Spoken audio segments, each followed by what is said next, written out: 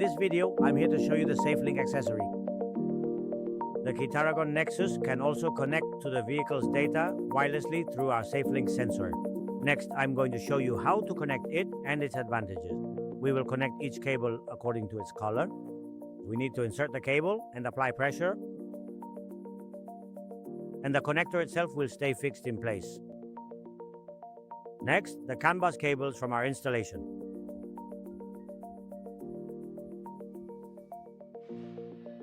In this vehicle, we locate the CAN in this position here, expose the cable, and make the CAN-BUS signal accessible, which is this green cable.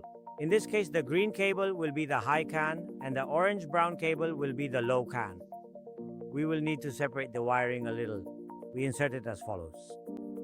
This way, we make sure the cable is making a proper connection. We do the same thing on this other side. And with the clamp, we protect the connection. It's very easy to install. It prevents problems with writing to the vehicle's CAN-BUS, since it only reads from the CAN. And at no point can it write to the vehicle's CAN-BUS signal. It allows us to solve connection errors, and at no time will we damage the cable.